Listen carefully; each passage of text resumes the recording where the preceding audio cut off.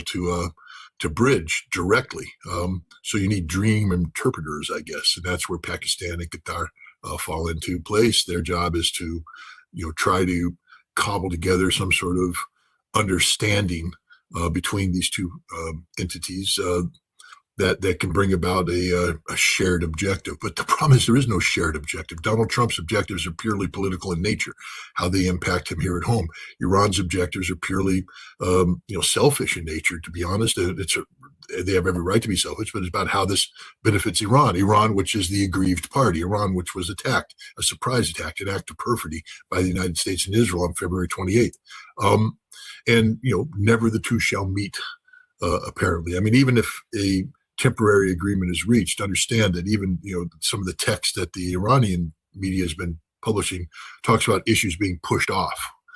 Anytime you get Donald Trump to push something off, it just means that you're giving him a window of opportunity to vacillate, change his mind, interfere, disrupt. And the actions that you speak of are, I think part and parcel of what's going to be the new reality. I think both parties understand there needs to be relative freedom of navigation in the Strait of Hormuz. What the United States will get out of it is the flow of energy, which will alleviate a global economic crisis. What Iran will get out of it is the fact that they're going to be allowed to collect an environmental tax or whatever they want to call it. And I think that's pretty much the only agreement we're going to get, which is an agreement which I don't know it'll ever be manifested in writing, because I don't think Donald Trump's agreement capable. He can't afford to be seen as losing this war, and yet he lost this war. And so I think that's where we're at right now. That all parties are focused on how to keep shipping flowing through the Strait of Hormuz. What happened with the downing is a clash designed for the United States to imprint itself, to say we're still here, we're relevant, we can, we're somehow large and in charge. But at some point in time, we're going to have to stand down and allow traffic to go through. But that doesn't mean there's going to be an agreement on some of the more difficult things, the nuclear program, ballistic missiles, Lebanon, ceasefires, all that. It's hard to say where we're going. It's impossible. Because again, I've said this before, you've heard me say it, and I'll say it again. You can't expect people like me, you, and others to get into the mind of a madman, literally an insane individual. Donald Trump is mentally ill. He suffers from mental illness. And therefore, he cannot be predicted. You cannot apply normal, cause-effect rationality to what he does. His social media posts are all over the place. The only consistency appears to be his ability to manipulate the markets in a way that are beneficial to insiders who are aware of, what he's going to post, when he's going to post it. But otherwise, nothing he's doing is to the benefit of the United States. That's a statement of fact. Here is what he said moments ago about the Strait of Hormuz and his shocking comment on Oman. Here is what he said. Iran wants control of the Strait of Hormuz. Would you accept a short-term deal that allows Iran and Oman to control the strait? And would they have to open it immediately, or would you be open to that happening over a period of time? No, the strait's going to be open to everybody. And who would control it? It's international waters. Nobody's going to control it. We're going to watch over it. We'll watch over it, but nobody's going to control it. That's part of the negotiation that we have. They would like to control it. Nobody's going to control it. It's international waters, and Oman will behave just like everybody else, so we'll have to blow them up. Just unbelievable. Oman is the guy who has nothing to do with any war, and he's threatening the government in Oman. Let's just hit rewind. Donald Trump is a mentally ill individual. All right? Think of the narcissism that's encompassed in everything he just said.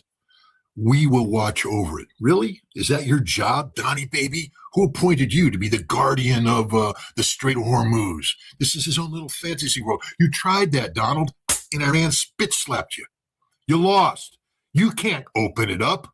You don't have any ability. You're sitting there with a Secretary of War who got his ass kicked and a Secretary of State / National Security Advisor who gave you some of the worst advice ever. You're surrounded by losers, and you are the ultimate loser. I mean, literally, staple an L to this guy's forehead. Don't pay attention to anything this guy says, because here's the reality of it. 6 hours from now, he'll post something different. In 6 hours from now, he'll post something different. The man is a lunatic, a raving, mad, insane individual. Do you think, I mean, you know Iran. Do you think the Iranians woke up, oh shit, we're in trouble now. Donnie's mad at us. We better do something. You think the Omanis went, whoa, damn, he's going to blow us up. He's not going to do anything against Oman. Nothing. These are empty threats. He's got nothing left. He already threw his Sunday punch.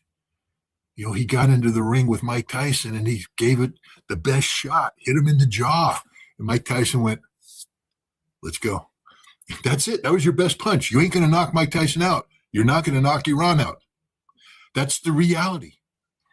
Many in the United States can't wake up and accept this reality. It's true. We lost the war and we can't win this war. We're not going to reverse course. The time it would take for us to build and assemble the forces necessary to have a meaningful impact is prohibitively long. Meanwhile, all Iran has to do is squeeze the Strait of Hormuz and choke the life out of the global economy, which will bring about a general collapse. To include a collapse in the United States would make it impossible for us to generate the forces that we need to for Iran. Iran holds all the cards. That's the reality. How do you see the pressure from the Israeli government? Ben-Gvir today said Donald Trump cannot make a bad deal, and Israel is not going to accept that. How we know that the Trump administration, you remember when this administration was elected, we were talking about Tulsi Gabbard, the people who were more, rational in the Trump administration. Those people are gone mostly, and I would say the vice president of the United States is somehow disappearing from the scene. We haven't heard that much from J.D. Vance. It's been a while. But what is happening to the Trump administration, and what do we know about the leverage the Israeli government has on the Trump administration? Well, the Israeli government believes it has bought and paid for the United States, and it has. Bought us, paid for it, and we're supposed to dance to their tune. That's the way the relationship works. They give you a lot of money, and then they tell you what to do when it comes to Israel, and you do it.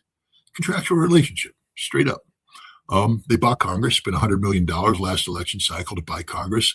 They're working on buying Congress again, $30 million to unseat Thomas Massie. They're spending more money to try and control races. And Donald Trump continues to be surrounded people bought and paid for by Israel, especially Marco Rubio, $200 million from Adelson's widow. Gets you a Secretary of State. So Ben-Gvir, I think, believes what he says. He believes it. He doesn't know a damn thing about the United States of America. Because first, when we talk about politics, the only thing that matters is money. And of course, the Israelis have thrown a lot of money to buy American politicians. But once you put an American politician in office, they want to stay in office. Now, Israel's leveraged their ability to manipulate money to, to maintain control over that process as well. If you don't do what we want, we'll primary you. We'll spend money and put somebody up against you, and then you have to run against them and all that. All right, that's good and dandy. And most people don't want to be primary, so they play the Israeli game because there's no downside. The American people have shown that there literally is no downside for being pro-Israel. The vast majority of the people that are pro-Israel get reelected year after year after year after year after year. There's no downside until Israel starts a war that we lose. And there's a threat of general global economic collapse that impacts the United States, high oil price. We're back to money. Remember what I told you? The only thing that counts in American politics is money. Bill Clinton, James Carville, his campaign manager back in 1992, I think, said it best, yellow sticker on the door of the war room. It's the economy, stupid. That's the only thing that gets American politicians elected. No American politician gets elected on Israel. Israel's a supporting factor. Every American politician gets elected on the economy. Ultimately, it comes down to how do the American people feel about their wallet and their bank account when they go to the election booth. That's it. Everything else is window dressing.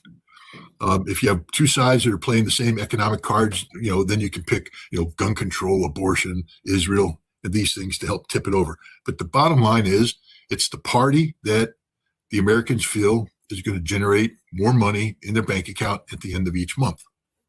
And Donald Trump's in trouble right now because he's in the process of destroying the economy of an entire nation. And Israel's in trouble. Ben-Gvir may not recognize this, but Israel's being blamed, rightfully so, for getting us involved in this war. So when people say, Donald Trump, why did this happen? Donald Trump's going to say, Benjamin Netanyahu made me do it. Ben-Gvir has no control over Donald Trump. None. when the day comes when Donald Trump is looking at, his political legacy, which means if he screws this up, impeachment, perhaps conviction, and he's weighing that on the grand scales of life with Ben-Gvir and Israel, guess who's going to lose? Ben-Gvir and Israel. It's the easiest thing in the world. It's the economy, stupid. The economy stinks anyway. George Herbert Walker Bush, won the Gulf War. Great victorious leader. Man, he was looking good. There's no way. I mean, we won that in 91. How could he lose in 92? How could he lose in 92? Impossible to lose. Read my lips. No new taxes. And then he put on new taxes. And that was the end of him. Winning a war didn't matter. Being the best national security president there didn't matter. It was the economy, stupid. Bill Clinton was right. It's just the way it is. You know who knows this? Ben-Gvir's boss, Benjamin Netanyahu. He gave an interview where he said, we have to decouple ourselves from the United States financially within 10 years. Because he sees, you don't have to be a weatherman to know which way the wind blows. He sees the weather. He sees what's happening. And he sees the United States, fully 60% of the Americans have already become disenchanted with Israel, don't support it fully. That number's going to get worse as the economy grows worse. And we look at, who's to blame for this, Israel.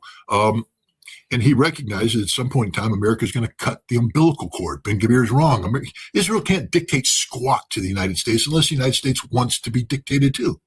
Meaning that if it's good to have your money and get elected and it doesn't cost me anything meaningful, I'll do it.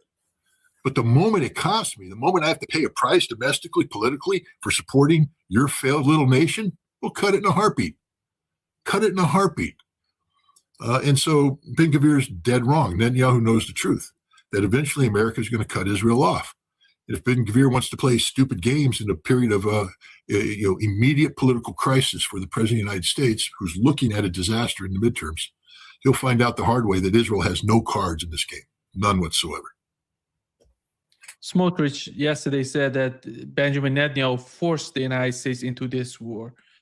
And what else can the United States do for Israel, Scott? I would say this is the final goal for Israel, the United States attacking Iran. What else can they do? What do they want from the United States? I don't understand it. I don't understand when they say we want to continue the war. What does that mean for Israel? And how is that going to help them? Well, first of all, this is the last, if this was a computer game, we're at the final boss. Iran's the final boss. There is no other boss. The final boss is Iran. And you can't fight the final boss without the United States. You have to have the United States as an ally. So do you think Israel's going to admit defeat and just walk away? No. They're going to keep saying, America, you have to stay and finish the job, stay and finish the job, stay and finish the job. But they didn't do their homework right. They sold this war falsely, wrongly. I mean, they got Donald Trump to believe that if you killed Ali Khamenei, Iran will collapse and all the other problems solve themselves, and that this would happen within a matter of days. And sure enough, on day one, we killed Ali Khamenei. Iran didn't collapse, just the opposite. And now everything Israel told the United States turns out to be a lie, and Donald Trump's paying the political price for it. That's the reality. What does Israel want? They have no plan B. Because a plan B means that you don't get to beat the big boss, which means you don't get to win the game. And the game is Greater Israel. That's the name of the game, Greater Israel. If you don't beat the big boss, then you're going to have to make concessions everywhere, and you're going to have to fall into a different game called preserving Little Israel. But the cost you're going to pay for failing, for gambling to take on the final boss and losing, is you will probably change the demographics of the region dramatically because of the difficulty of continuing to live in Israel. People will flee, and you're going to have a different game called a one-state solution named Palestine. So Israel, they're in dire straits right now, literally dire straits. And, fat genocidal maniacs like Ben-Gvir and Smotrich will continue to spout crap and nonsense. And ultimately, they're going to pay the price politically. I mean, I wouldn't want to be an Israeli today. Let me put it that way. This is not going to be a good decade for them. Here is what Donald Trump said about the Abraham Accords. To have the countries we were talking about, with Saudi Arabia, UAE, Qatar, and the others, we'd like to have them immediately join and Steve Witkoff is working on that with Jared and some others, but would like to have them join the Abraham Accords. It'll be historic if they do it. And I think they owe that to us, to be honest. I think, because that really would be a tremendous sign. And I think those countries owe it to us. Mr. President. They owe it to us because we got them involved in a war that we lost. We promised them security that we couldn't deliver.